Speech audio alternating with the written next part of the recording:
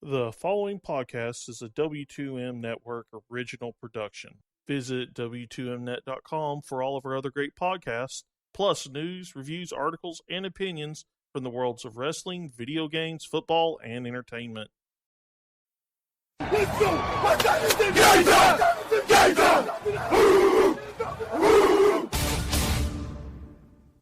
It's gonna be a football game tonight now. No doubt. It's gonna be a football game here. Okay. I done been here before. All right, let's go, baby. The 9.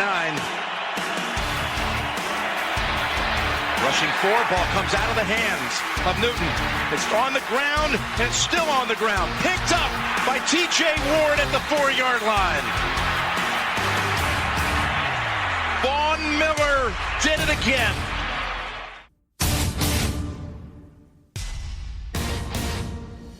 Watson, touchdown!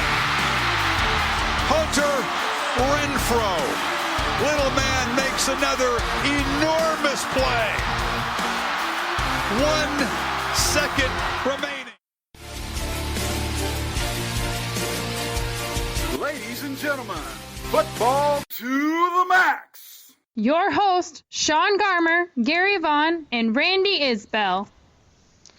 Hello and welcome to another Football to the Max, as we are set to discuss these NFL Divisional round games and also kind of get caught up on some of the coaching things that are going on, like Kyle Shanahan possibly going to those San Francisco 49ers. And we're even going to talk about the greatness of Aaron Rodgers. Can he be compared to Michael Jordan? Did he finally reach that summit? We'll talk about that as well. So, Randy, it's been a while since we've done a little show here. We keep having to push this thing on Friday, and then you don't get to be on. So, how have things been going? Oh, things have been going great, and I would not miss this episode, the last show of the season that I have to talk about your Dallas Cowboys. Oh, man. Yeah, I mean, everybody's been talking about them everywhere you see. I mean, I don't even know how NFL Network, ESPN, FS1, I don't know how anybody had a show today. Because, you know, they especially basically... Skip Bayless, that's all he talks about. Yeah, so... but, yeah, I mean, I know you're happy, Randy, and we'll see. I mean, I'll be... hopefully happy. I'll just say this. I mean, technically he has a pregnant girlfriend that would probably be really upset if they didn't win. So it's probably a little bit more important than she was probably being stressing. upset. When we get to that game, boy, do I have stories for you. Okay, I can't wait. So, oh man, but yeah, I mean, there's a lot of stuff going on in this world of football right now. But yeah, and the Cowboys are done, and several other teams that look like the promising are done. Yeah, that's the truth. So let's get into the game that everyone pretty much knew what the final score was going to be. Maybe not the exact score, but they knew who was going to win, and that was the England Patriots. They had a rough go of it for a while. Houston was actually staying in it, 14-13 at a certain point. New England was only up like 3 for a while, and then they blew it open in the second half and were able to win and coast into that conference championship game. And, of course, Brock Osweiler, once again, the great mighty Pooh. Yeah. Jump at first. No, it's just not exciting about talking about him. I'll say this. You know, he'd at least, you know, didn't screw up so much where they gave the Patriots a, you know, shot to get this thing done in the first quarter. But I will say, I mean, surprisingly enough, I mean, they made it throughout this game and towards the end, you know, without being embarrassed. So, I mean, you got to give credit to the Houston Texans defense for that, I think, a lot. But in the end, I mean, you got to give props. Osweiler didn't screw up too much. But this did work out the way we expected. I mean, in the end, you know, Sean, I talked about LeGarrette Blount being the running back, overshadowing Tom Brady. It wasn't him at all. Deion Lewis was the guy that everybody was looking at. Yeah, and Deion Lewis has been quiet since he came back. I think they were saving him for this kind of moment right here. Mm-hmm. Yeah, absolutely. The result, I don't think was ever in question. The first half definitely surprised me for sure, just how Houston was able to stay into it, obviously mostly because of their defense. Listen, out of all of the teams that played this weekend, New England played the only team that they could play as badly as they did and still beat. And that's because of the terrible quarterback that is in Houston. I've talked about it all season long. They're stuck with him for another year, so sorry, Texans fans, just get used to it. But this is the team you have right now, is a great defensive team that you just hope he doesn't make mistakes. Osweiler didn't make those mistakes in the first half, and it was close. Unfortunately, his receivers were the ones that were making the terrible mistakes. He actually made a really nice throw to Will Fuller in this game that he just straight out dropped that should have been a touchdown.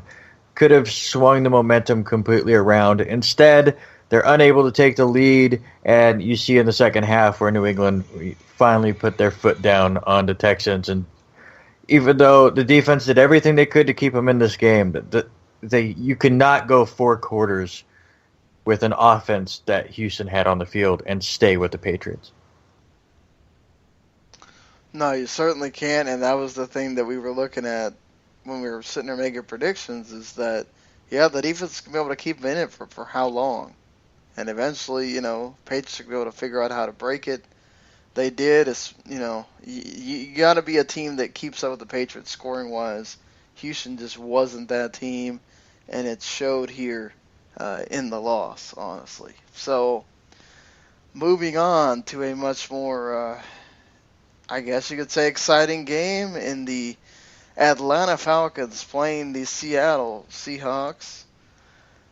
A game that was close for a while again, and then Atlanta just poured it on, and Seattle just didn't have an answer. The defense here, I think this is exactly what I said in the preview. I said this is the game they're going to show where they miss Earl Thomas. They showed it here. This is certainly not the Legion of Boom that there has been in previous years. Atlanta being at home, which now won't be the final game in the Georgia Dome. That will be next week. But I mean, they gave it everything, and Seattle just really didn't have an answer. And this is where Atlanta's been winning. It's been with offense. And honestly, this year has proven to me this is no longer defense wins championships. This is offense wins championships in this league right now. Well, it helps that you have to have a great quarterback as well with that offense. I think if you had a mediocre quarterback in Houston, they probably beat New England this last weekend.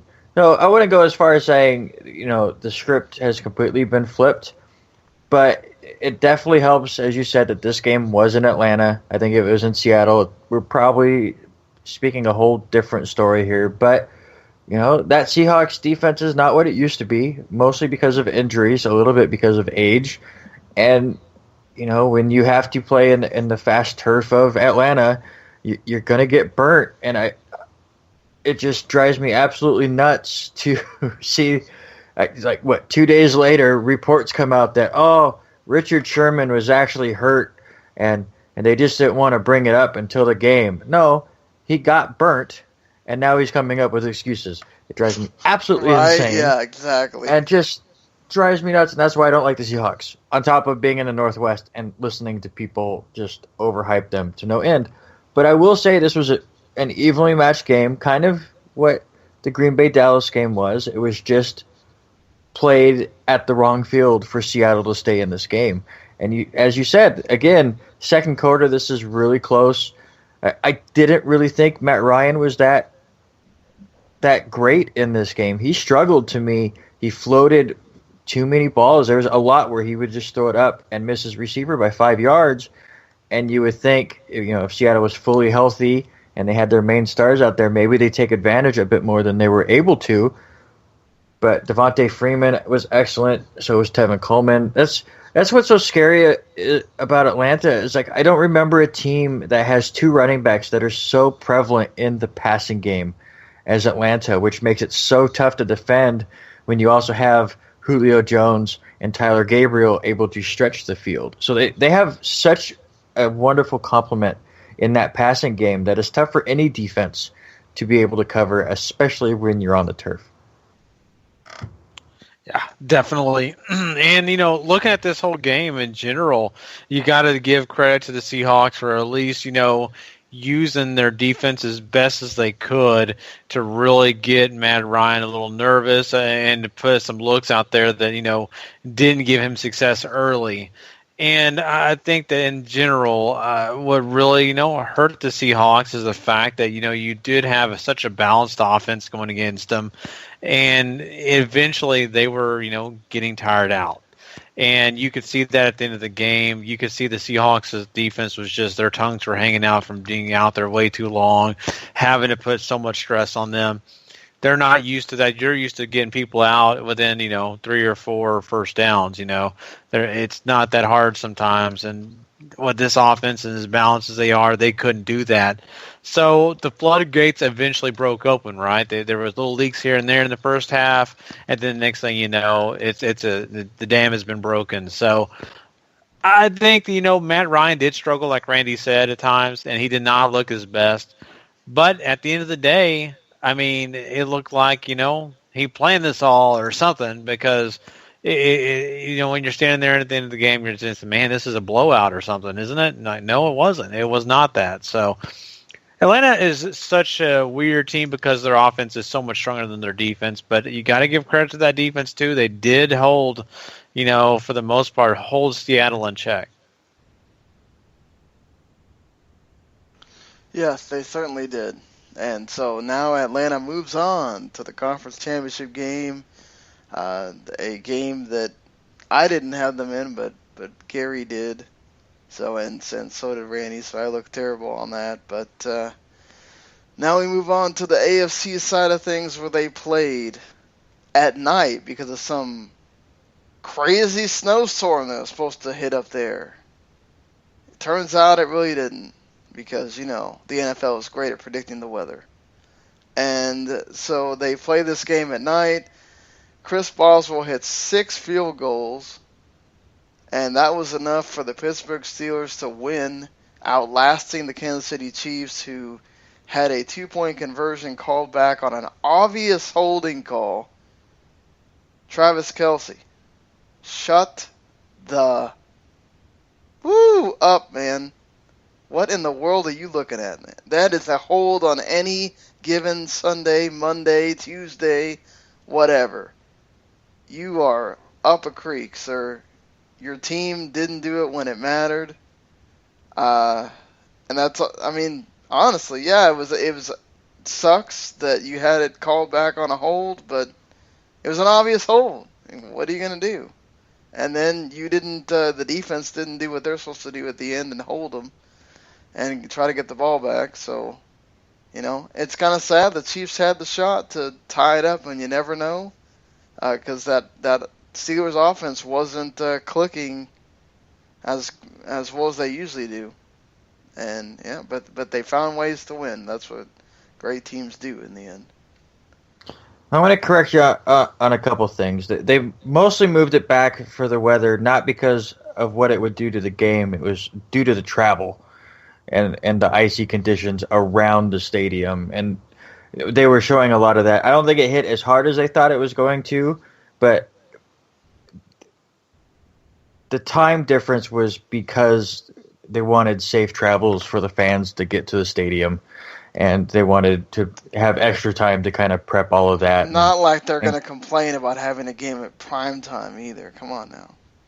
Well, prime time on a Sunday is slightly different. I mean, obviously we're used to that because of Sunday Night Football. But I still I think the number probably would have been better if it was still that early game, especially with the way it played out. Because let's be honest, the Chiefs do not have the most exciting offense in the world. I mean, Tyreek Hill has been very exciting himself, but this was the game that we thought it was going to be. Pittsburgh, was going all over the field with Bell and Brown and putting up a lot of yards, but the Chiefs did what you expected them to do. They bent, they didn't break. They never allowed them once to find the end zone, which is ridiculous. But unfortunately, Kansas City had 2 drives in this game. They had one early on where they scored and took a 7-6 lead in the first quarter, and then they never did anything again until that last drive that took 7 minutes to slowly get down the field. The other thing I'll bring up is, and I totally agree, that's a holding call, 100%. I'm with you. But I can't really blame Travis Kelce for his response, just for the fact that we've seen Travis Kelce this year. If I remember right, he's the one that got ejected for throwing, the hat or the flag back at the ref? Yeah. So we know he's a very emotional guy. And he gets done with a very emotional playoff game where it comes down to a 2-point game. They think they've tied it up. They get the call right. Again, I totally agree with you there. But as a player, you're never going to see it that way, especially 20 minutes after the game. So if he goes on this rant a month from now, yes, I'm with you. Travis Kelce, shut up. But this is the state of sports where you're still hyped up from the game, you're still emotional, and they're shoving microphones in your face trying to get that soundbite, and they got it. And it's whatever to me for whatever he said. I disagree with his point, but I'm not going to sit here like other situations and tell him to shut up or anything. Strictly put, the offense just could not get anything going. The fact that the stat that I saw today where Pittsburgh is the first team in playoff history to go -2 in the touchdown stat. They gave up 2 more touchdowns than they scored. They're the first team to ever do that and win the playoff game. It was like teams previous were 0-240 or some ridiculous number when going -2 in touchdowns against their opponent. So just the fact that the defense did everything they could to slow down a high-powered offense, and the offense just could do nothing for basically 40 minutes in this game.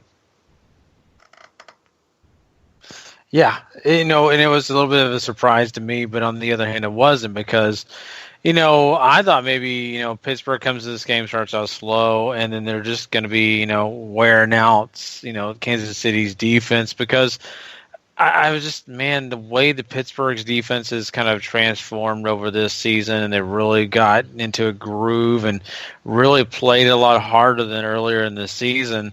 I kind of thought maybe they can slow down Kansas City's offense more than Kansas City's defense could even do Pittsburgh. So the way this all worked out, it was a close game. I think it, was well-deserved to be a close game because both teams, honestly, it's hard to say that either or don't deserve to be in the conference championship. I like both these teams. I really, really do. Pittsburgh is the one I picked. They edged it out. I really wanted the Chiefs so that we could have the possible nightmare for the NFL of Atlanta against Kansas City in the Super Bowl. Oh, I know. I know you did. Oh, I wanted it so bad so they can shut up and sit there and go wallow in there. Oh, my God, the low ratings for our still outdoes everything else on TV by a zillion. Shut up. Just come on now. Get with the times that people don't watch things live anymore as much as they used to and stop crying about it. I get so tired of hearing about all this stuff about the freaking one of the biggest sports leagues in all of everything complaining about ratings. So sad. Like y'all don't have anything else that makes money. Give me a break. What do you guys think about Boswell? And I think didn't he get a record for like the most field goals in game? 6? Yeah. Well, so here's the crazy thing about this. Again, full credit to Boswell. Not only does he make 6 field goals, he was 6 for 6. He didn't miss one. But to be honest, he was probably the 3rd best kicking performance of the weekend. Oh, yeah, certainly. Yeah. I mean, because we still have two more kickers we're going to talk about in the last game that I think had a more important role than what Boswell did, even though he did all of the scoring for the Steelers.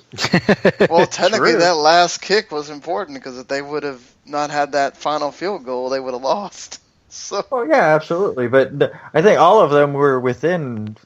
I think the longest was 47 yards. Yeah, you didn't have to kick a 50-yarder, but I mean, he also is at home, so that helps. They're still a record that he broke, though. So why does everybody think this game was played in Pittsburgh? I'm sorry, I forgot. I only bring it up because I had 4 different people this weekend say, "Oh, they're playing at home; they're going to win." Like before and after the game, everyone thought this game was played in Pittsburgh. No, I don't know why. I just had a brain fart for a second. Do you think that being in Arrowhead, I think also had a big part in this game too, though? Because the defense was fired up because of that. Well, and the Steelers fans showed up to this game. Don't get me wrong. I mean, there were plenty of Steelers fans, but it's just that at the end of the day, I mean, home field advantage did help the Chiefs stay close. I really feel like that this was played in Pittsburgh. We're talking about a tale of two different stories here. Oh, it's just like the Seattle and Atlanta game. That being at home helps the defense. So I mean, the Chiefs and Seahawks have some terrific defenses. They're at home. They probably play much better than when they're on the road. And, I think that's the case for the Chiefs. Yeah. And the next game we'll talk about, I think that one of the teams actually plays better not at home. Yeah, I mean, I don't know. They were great at home, too, this season. So they just play great all the time when Rodgers is on fire, specifically. But, let's get into that. We already kind of mentioned it here. The Dallas Cowboys lose at home to the Green Bay Packers. And it's a game that easily looked like it was going to be blowout city for the Packers. But the Cowboys valiantly fought back. They just had too much time left on the clock. And, I mean, look, who knows what would have happened in overtime if the Packers would have got the ball first. Same thing could have just happened. Same thing as the Cowboys could have got the ball first and won because the Packers' defense looked worse at the end of the game than the Cowboys' defense. They couldn't stop anything. But, again, it all comes down to different factors, and one of them being Hall of Famer Aaron Rodgers throwing one hell of a pass and one hell of a catch by Jared Cook to stay in bounds, and then Mason Crosby getting iced and still kicking in the field goal on the second try to get the Packers the win. I mean, I can't say enough about Aaron Rodgers just being ridiculous in this game. And, just and a big play by Nick Perry on that third down, too, where he deflected the pass because that's a first down or that even gets completed. We're talking about a different game here. Yeah, you're right. And, my grandfather used to say this, and I actually quoted this on one of our other podcasts, but my grandfather used to say, there's some people that you can knock them in a pile of crap and they'll stand up smelling like roses. That's Aaron Rodgers. There's several different things in this game that you can point to and say, how did the heck did that happen? There was 2 fumbles he really probably should have fumbled. And with that sack, towards the end of the game was one of them. I mean, the ball was starting to come out. Still was able to keep on to it. Had the handoff to Montgomery. That was almost a fumble. Different things in this game. And then, of course, that last-minute throw, to get that big yardage to set up the field goal at the end. I mean, it was all just magic. I mean, that was across his body. That was a throw that, was difficult, but he made it. And I'm not taking anything away from Aaron Rodgers. I'm just saying sometimes no matter what you do, things go your way. And I think that's what's happening with Aaron Rodgers this year. And it could just be a magical season, Could be. Very much like how they won the Super Bowl Yeah. in that first year with Aaron Rodgers. Exactly. AT&T Stadium gives Aaron Rodgers lots of love.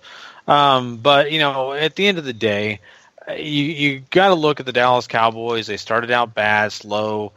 I really credit the loss to them really being the fact that coaching staff has a problem handing Elliott the ball too many times. They get to be too excited about passing the ball still, even though this offensive line is set to run the ball down someone's throat. They refuse to do it. And just there you go. I think that really kind of put them in a hole. Had 3 and outs, had an interception in the game. I don't understand why on God's green earth you didn't run the ball on that third down. Mm-hmm. Like, why? You have the timeout. Like, you have the time. They should have ran the ball at least once on that drive. They couldn't. They were getting to a point where the defense knew to expect pass. You run it. You never know what you're getting. You've done it before, and Zeke breaks it open. Jason Garrett gets in this mind frame, and the people that are calling for him to be fired are idiots. Number one, you guys are not watched enough of the season to say that you don't fire somebody on one call like that, unless they just had a bad season and it's like one of those. Okay, well that was it. Everybody has mental lapses at times. Even some of the greatest coaches. Look at Andy Reid. How many times that dude is? Yeah, he got the Super Bowl once, but how many times he's a championship game king because something he does happens, because you could have made the case for, at one point during that play, Alex Smith really should have just ran it like Dak did. He had the opening, but he didn't, but it's such a crappy thing to say because you did what you're supposed to do, right? You got it down there. You got it to where Dan Bailey could get the field goal, and then your defense just gives up one big play. And, they've been giving up big plays the whole game, but, they gave up the one last big play that did them in. Had they not done that, had they been 5 yards shorter, had they been, anything, you're talking about overtime, and it's a different deal at that point. But, things happen for a reason. Exactly. I also look at Dak Prescott. He did a great job coming back in this game. I get it. People were already asking for Romo. I knew, that was going to be the case. But at the end of the day, Dak Prescott brought this team back. He didn't act like he was scared. He found a way to get back in the game. Did what needed to be done. But he still is a rookie, and you saw some of those rookieisms in the game, like spiking the ball and, of course, throwing the interception. That's not his call. Well, it's not also it's something that he could have called out of. He could audible and he could make a choice. Right, Tony Romo's been a veteran but that's for years. Romo. Romo's well, been I know, here forever. but you have to remember Tony Romo also didn't do that in his rookie season. Didn't do that in his even second season. It took him to finally have some guts and say, "Look, all right, I'm done. I know what's right. I'm here with this football team." Yeah, exactly. You have to know. You have to have experience. Exactly. To say, so Dak Prescott doesn't have that experience. So that's my point. So anyway, moving past that, my point is Dak Prescott, you got a chance to see him do well, but you still see the youth. It's what you get, right, at the end of the day. So the Dallas Cowboys did a good job. They didn't look terrible at the end. They just lost a close game. But, like I said before, I think if the Cowboys would have been ahead in this game, 1 second left, and, all they were going to do is kneel the ball, I guarantee you would have fumbled it and the Packers would have been back for a touchdown because Aaron Rodgers is on the sideline. But it's okay. It's okay. They lost. No big deal. So I want to hear these Packers stories. That's what I'm most excited about. Well, before I get to that part, I just got to ask. So you both say that spiking the ball was a bad play? I personally think that they should have let the clock run down more. And so you just figured that they should just play for overtime. Yeah. No. I take that back. No, I'm not saying play for no. But you could call the timeout there and spike when you're going to kick the field goal. Well, so here's the thing. Or you can, you can do what most people do, and you don't spike it and you just run the play. Yeah. You got 30 seconds left. You don't have to start spiking the ball at 40 or 30 seconds left. Well, you got to save as much time because their goal at that point is to score a touchdown. And calling your last time out there, you have to have that as a safety net just in case a play goes wrong. And you have to get but he obviously didn't try to go for the touchdown. Because you would have ran the ball at some point during this. How much time was on the clock? Why would you? There's 40 seconds left when they called that timeout. 40, almost 50. Okay, 40. Yeah, almost 50 seconds. You can't run a play in that time? Come on, man. You didn't have to spike it there. That was ridiculous.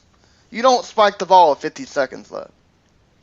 That's ridiculous. Okay. So from now on, if anyone ever spikes the ball, then that's the most ridiculous thing they've ever done. You spike the ball when you get inside 30 seconds. No, you set it up. You still have 2 plays to get 10 yards. Okay, he could still run up to the line and call a play. Okay, so you call a play. That takes 10, 15 seconds. Everyone's discombobulated.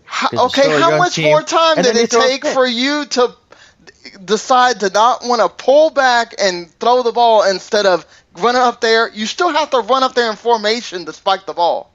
How much more time does it take for you to sit in the shotgun, grab a snap, instead of running up there and spiking it? Not that much more time.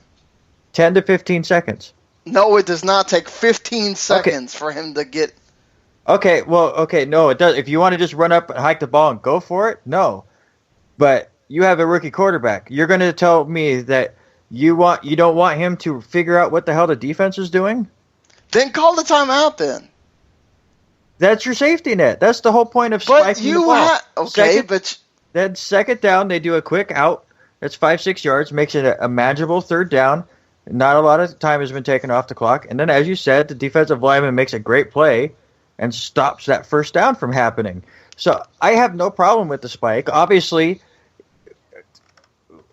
Aaron Rodgers makes this ridiculous play, and that's how you lose. But at that point, Jason Garrett's still thinking, we have enough time. We have almost 50 seconds and 1 timeout. Go spike it, and let's go win this game.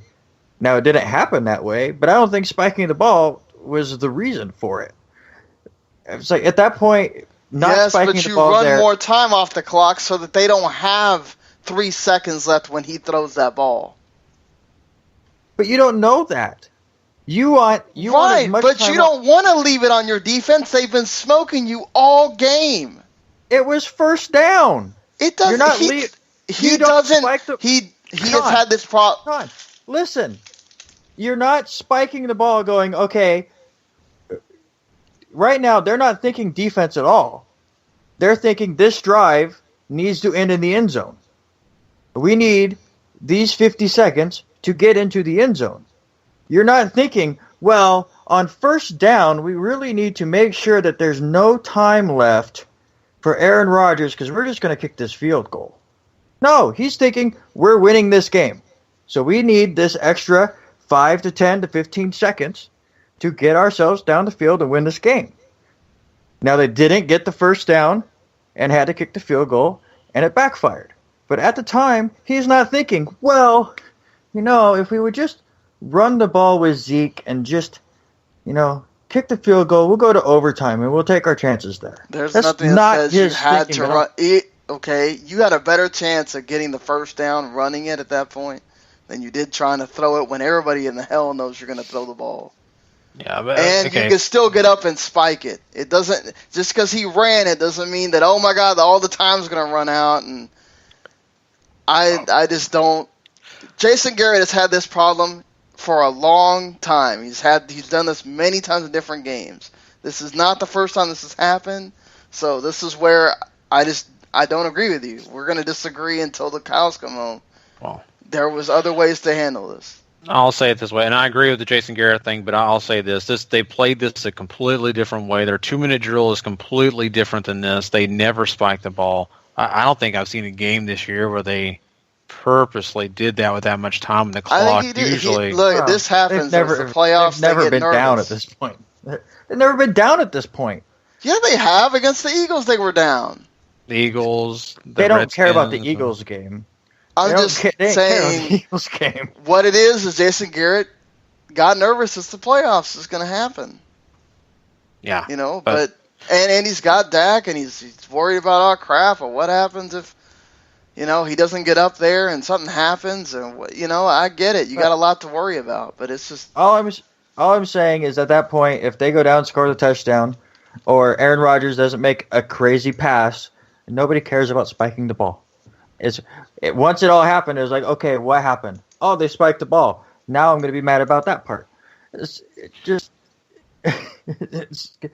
I agree. Monday morning quarterback on that situation on a play that, honestly, when you have a rookie quarterback, spike the ball, reset yourself, don't get ahead of the moment. Because once again, to me, if I have a rookie quarterback, I don't want him going up there quickly making a call and then trying to make a throw. Because at that point, that's when you're going to make a mistake. That's when you're going to throw a pick, and then you're going to lose the game anyways. So go ahead, spike the ball, reset yourself, and then let's go. Unfortunately, they not only then go out of bounds on second down, but incomplete on third, so no time comes off the clock the rest of the way. And then what happens. But, yes, if they would have just let that clock run, are we probably talking about how great overtime was? Absolutely. But I don't think that was a bad decision. It cost them, yes, but I don't disagree with it. But as far as the rest of the game goes, because we've talked a lot for this one play, I have to say, I have been on you guys a lot as far as like the overhyping of Dak Prescott. I've always thought he's been good this season, great for a rookie, but putting him into MVP talks and all of that stuff was driving me nuts. What that kid did in the second half after he threw the interception, which I don't think was his fault, it was a wonderful play by the defense, reading that it was going to be a wide receiver screen.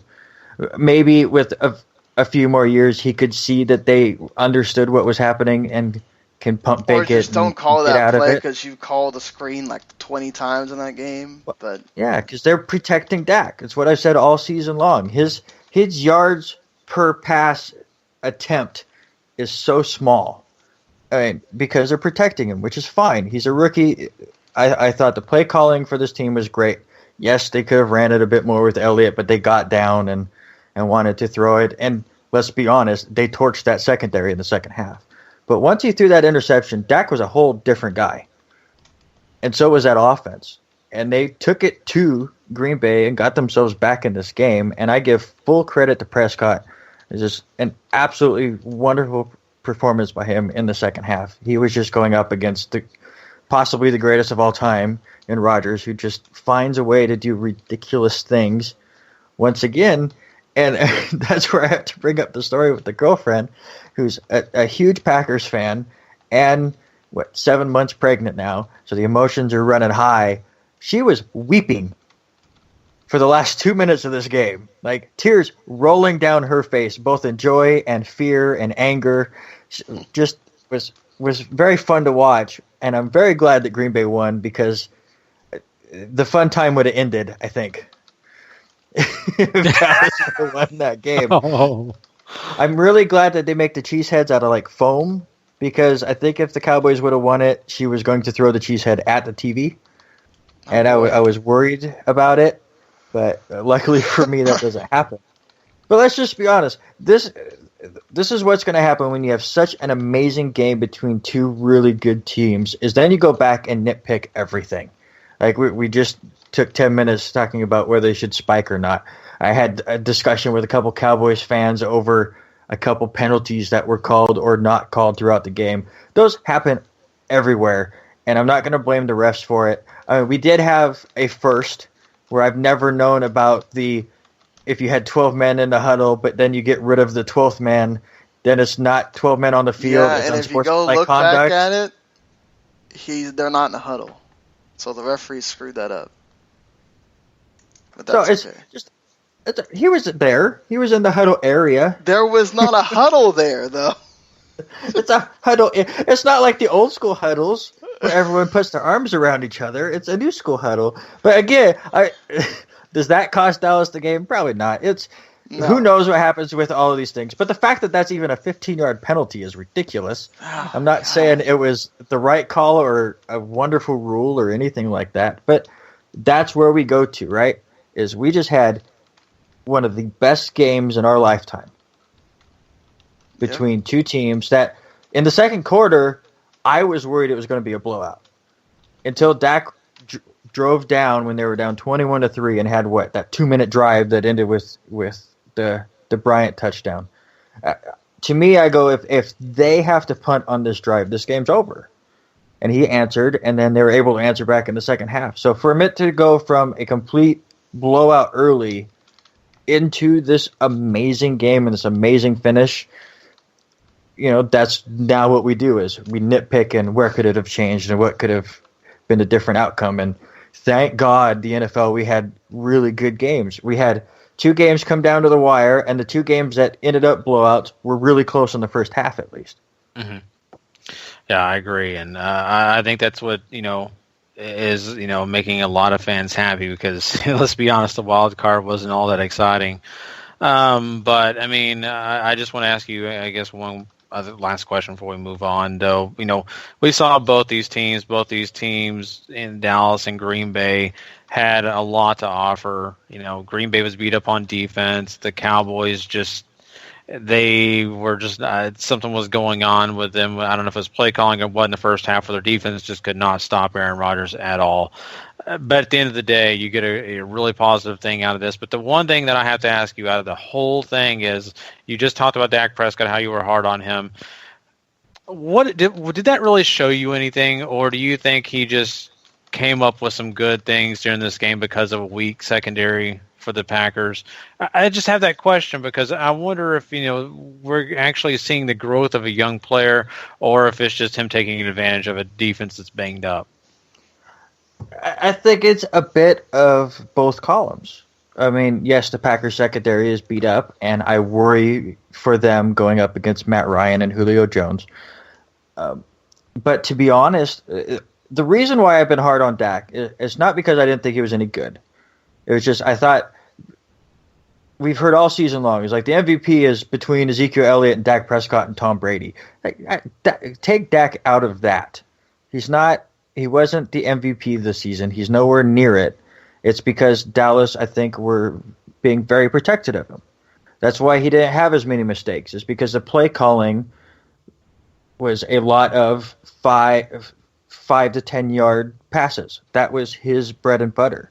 A lot of dump offs. And honestly, to me, after he threw that interception and they knew they had to get going, I think they opened the playbook more. And they just said, Dak, we need this now. And let's see what you got. And that allowed him to show exactly what he can do. They went, okay, we're not afraid of you making a mistake because we have to have this. And he was able to throw the ball downfield more. He was able to spread things out. We saw him with his legs as well. And honestly, if now that they've seen that, I think he has a better second year because, now the shackles are off. Now we get to see the full set of his arsenal next year, which is great. That's be interesting. It really is. And I just wanted to find out because, Sean and I are a little biased. We're hoping more than we are, I think you got to look at it too. This was actually a really great adjustment by Garrett or Linehan or whoever it was, that they're obviously realizing, okay, well, the Packers are bringing people in to stop Zeke. So what do? Oh, well, it's creating these one-on-one matchups between Bryant and Gunther can't stop Bryant if it, at that point he couldn't stop Bryant at all. He was getting beat every single time. So he just said, okay, well, let's start exploiting these one-on-one matchups. Let's figure out how to get that middle of the field open for Terrence Williams where he was wide open and nobody was there. And I think it's just a mix of, okay, yeah, we had to go get it, like Randy said, and also understanding where that defense is at that point. And that's why I think they did pass the ball a lot more because they're having so much success passing that they didn't think about, oh, well, why do we need to mix it up? We're hitting every time. We're getting about 15, 20 yards. So, I could kind of understand at that point, like, okay, well, we don't really need Zeke to keep running because we can just keep passing. It's doing the same thing. So. Oh man, it just I know we're going to leave this game, but I got to say this. Randy just gave an insight on what a Packer fan was doing during this game. I'll tell you this: I'm a little superstitious at times watching the games, and I'll pace the floor. And it's kind of funny. My wife was watching the game, and every time she'd look up and watch the game, the Cowboys something penalty or someone would do something bad. Every time she'd look at her phone, they'd score a touchdown. So I basically told her, you got to look at your phone the entire time. So, it didn't work out. The superstition didn't work out, but it started to look good. So, one last thing for me. We've talked about all these different games that were close, and if they were played in a different field, would it be different? Gary kind of mentioned it earlier. I totally agree. If this was played in Lambeau, I think Dallas wins. It's so weird, and I'm glad you said that, Randy, because it's so odd to, especially Cowboy fans, because you're like, come on, at home you should do better. But no, Dallas's record at home is not great. Even look back at that 2014 team that we all talk about all the time. That team was, I think they were undefeated on the road. Yeah, they lost like 3 or 4, or like 3 of their games were at home. So it's so weird that team loves traveling, and it's been that way for the last 3 or 4 years. Well, I don't get it. Well, it's because of the way the team is built. When you are in a dome like Dallas is, you think high-powered passing attack. Dallas doesn't really have that right now. They are a ground-and-pound team. So if it was in Lambeau, in the cold, you ground and pound, you wear the defense down, you extend drives that way. That's how it works. Green Bay is the exact opposite. Aaron Rodgers loves to throw the ball all over the place. So putting him on turf excels his game and exploits some of the weaknesses that the Dallas defense had. I think if you have it in Lambeau, it's completely different, and I think that would have favored the Cowboys just because they could pound Elliott into the line 20 times and wear them out, and then come the fourth quarter, the Cowboys definitely had the advantage. It's a very interesting. I'm thinking to myself next year. I sure hope they're just a wild card team. I don't mind. I'm okay with it. This whole first seed thing is not working out for the Cowboys. No, a lot of times they wind up losing because of they're not ready or and there you had that same issue where they're in the first half they were just lackadaisical and didn't seem like they were fired up or anything, and I'm sure they were. It's like that's such a weird thing. Like it seems to happen with the divisional, whoever had the bye, we saw it with the Patriots, and that's just so weird how that happens, Mm-hmm. But yeah, so the only thing we got left to talk about other than we talked a little bit about this, but the NFL.com has an article on their front page right now that says Aaron Rodgers has now reached Michael Jordan levels. Has Aaron Rodgers reached Michael Jordan levels? No. And that's no disrespect to Aaron Rodgers. Just Michael Jordan changed the entire game of basketball. It wasn't just that people think that Michael Jordan's the greatest player ever to live. He changed the entire sport. I mean, you think about how the NBA was in the 80s and early 90s, and you had the bad boys in Detroit, and I'm a Knicks fan, so you had the teams of Ewing and Oakley and McDaniel, where it was just a rough and tough, hard-hitting sport. And then you had Michael Jordan come in and completely change the game, and everyone all of a sudden dunks were even cooler than they were, and all of the flash and the style that he brought to the game in the 90s really revolutionized the game and brought it to a whole different light. Now, Aaron Rodgers is absolutely amazing, and I think by the time his career is over, he's battling out with Tom Brady as who's the greatest quarterback of all time, as well as a few other names, but right now, it's Tom Brady is being talked about as the guy now that could battle for that crown. I think Rodgers will surpass Brady, but he's not doing anything that just is completely revolutionary. All right, well, I mean, so change out the revolutionary and just on how great they are at what they do as on the field, on the court. Not, Michael Jordan is the guy that did everything for basketball. I get it. Yeah. I get that, and as far as that, I've always thought he was that. I've always thought by the time he's done with his career, he'll be a top 5 quarterback.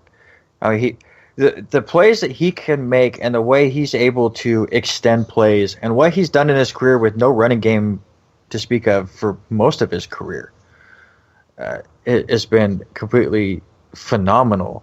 So as far as that, I thought he was already at that level.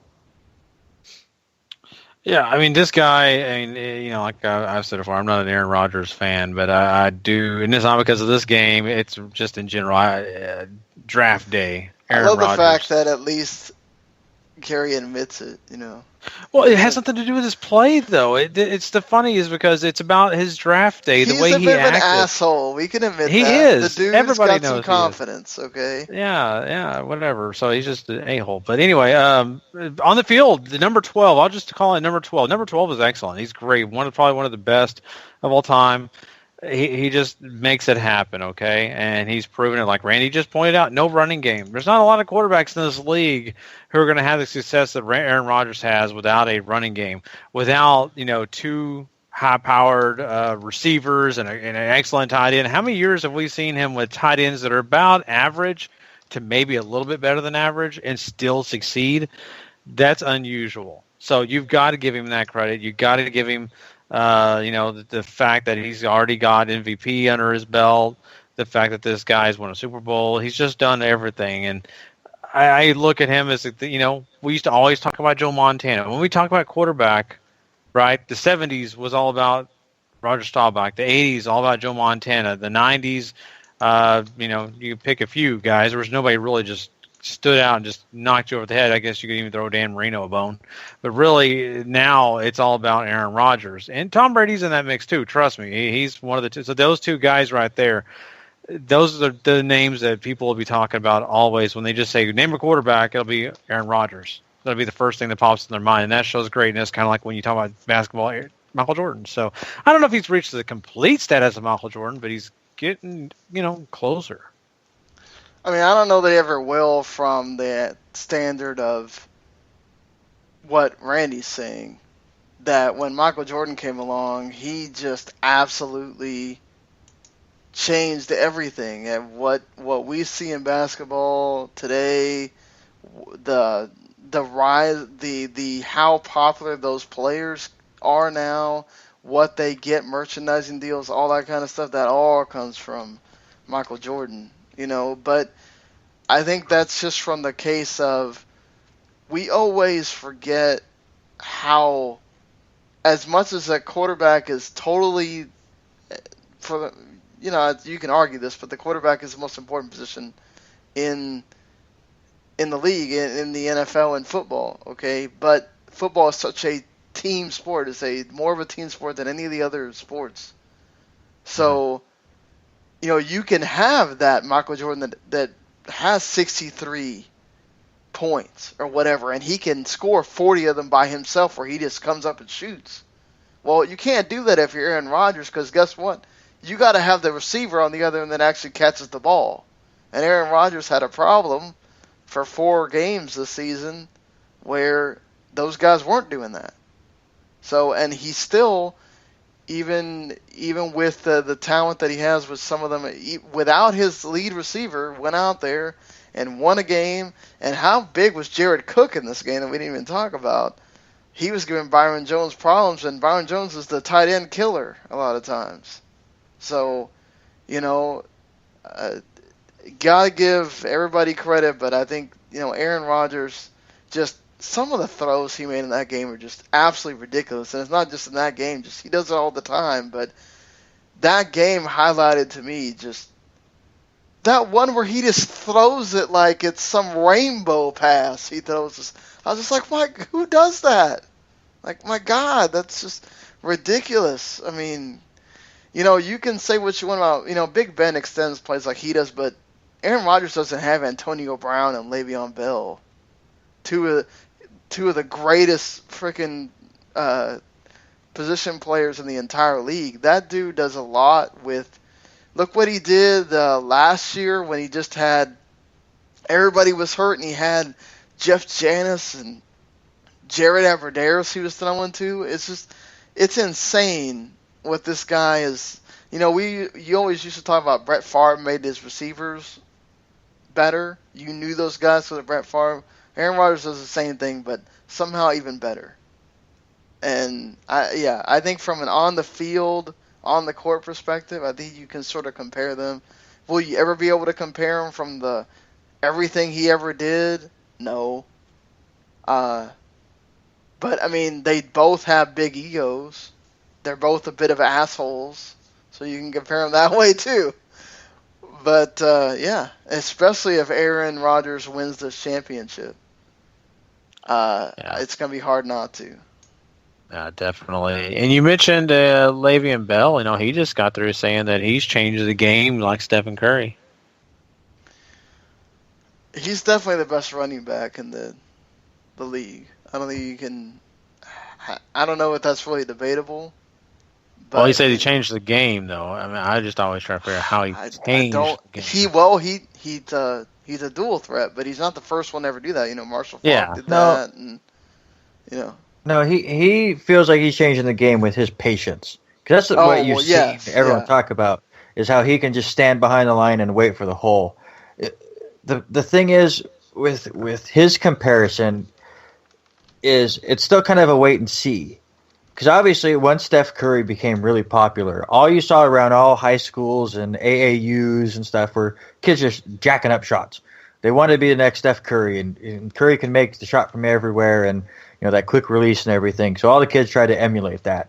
Yeah, go to your local high school next year and see how many running backs do what Le'Veon Bell does and try to stay behind their line and wait for the right hole. And then we can say, yes, he is changing the way the running backs are starting to learn their craft and basically influencing the kids of the nation. And then, yes, I would say he's the NFL's version of Steph Curry.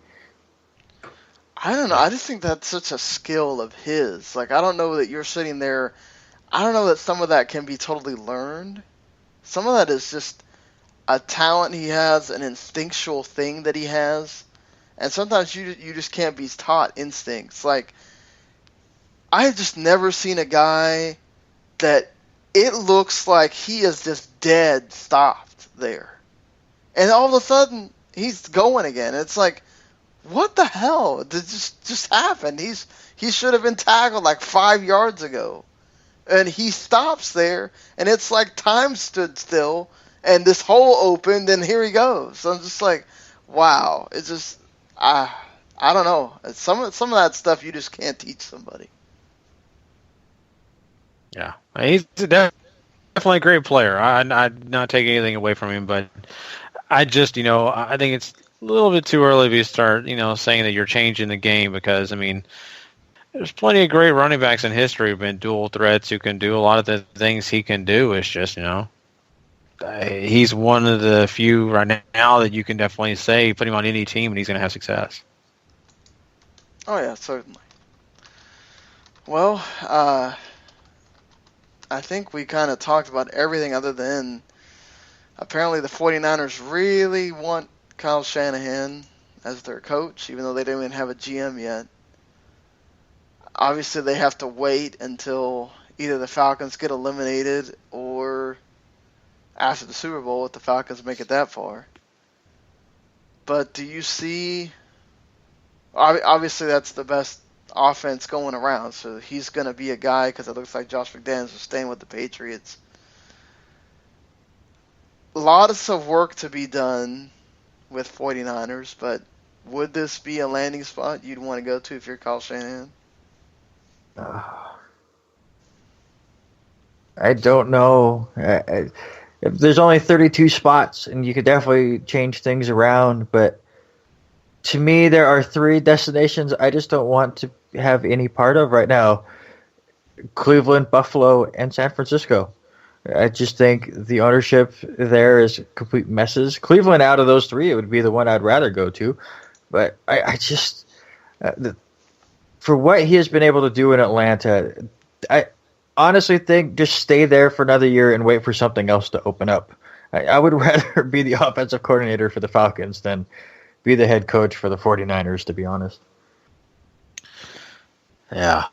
This is kind of one of those situations where I think, this may be a place that he can, rebuild or, do whatever he wants when it comes to scheme and all that. 'Cause I'm sure the GM that's going to be put in place is going to be favorable to him. But on the other hand, this is a difficult task. This is a team. It's going to take more than 1 year. It's going to take several to get them back on track, I'm sure, because just the culture in that locker room, everything that's been done with them, just the complete just tear down of this franchise because of just the bad things going on with them. So it's a big task. It's not something that Kyle's going to walk into and feel comfortable on. They're going to have a lot to ask of him. Is that a good choice for him? I can't say that, but it may be one of the better choices he has. I don't know of many other choices that are going to be available after the Super Bowl. Yeah, I mean, I'm kind of on Randy's train there of you don't have to rush out and take the first job available to you. You can definitely still be that Atlanta Falcons. Now, if they're offering you some ridiculous amount of money, and you're just thinking about, okay, well, I can take this money and I can have my family set and all that kind of stuff, which that matters, then, do what you got to do, right? And it's not like we haven't seen teams, if you finally get a good crew in there and you start drafting well, how things can change. But, that whole situation with that ownership and everything is so unstable, and somehow they expect ridiculous things to happen with that team when they shouldn't. That's a team that was bound to be where they are right now, and they were going to be like that last year, and they were going to be like that the year before because all this chaos is going around. And I just, I wonder if you're Kyle Shanahan, like you said, Randy, wait till there's a better spot open. And the problem is that this wasn't really his fault, right? This is, his team's in the playoffs, and so he can't take the Buffalo job. He can't take the Jacksonville job if he wanted it. He can't do any of that and does he run in that situation next year again where, okay, well, all the good jobs get taken because those teams don't want to wait, and he's left with maybe nothing at that point, or in the same vein as the 49ers. Yeah, you're right on that, and it just depends on who's going to be taken before then or what. But it makes me a little nervous for Kyle because of the fact that the options he has, this could be the one that he wants because he gets to basically start from scratch from what he really feels is best for the team. The other teams he goes to may really be kind of halfway set, and he has to really kind of figure things out from there. I think just it's all going to depend on how his end of the year ends and all that. Yep. So, all right. Well, I think that's going to do it for us on this week's show. We'll, of course, be back on the Friday morning edition to preview the NFC and AFC Conference Championship games and whatever else has been going on in the football world. Until then, thank you for listening. Make sure you subscribe to Football to the Max, or subscribe to the WTM Network, and not only get this show, but get all the other shows that we do. Randy's Fantasy podcast, get the wrestling podcasts, all that stuff, and of course, check out WTMNet.com where you get not only the podcasts, you can listen to them there, or you can also check out some written stuff, written wrestling reviews and written game reviews and other things going on there. So, alrighty, we will see you again on Friday. Until then, take care, and we'll see you later.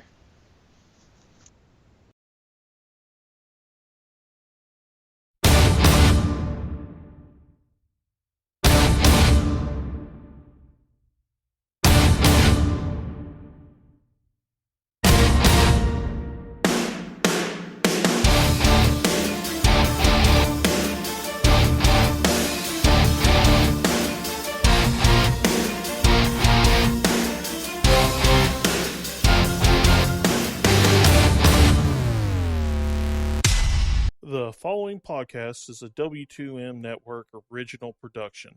Visit W2Mnet.com for all of our other great podcasts, plus news, reviews, articles, and opinions from the worlds of wrestling, video games, football, and entertainment.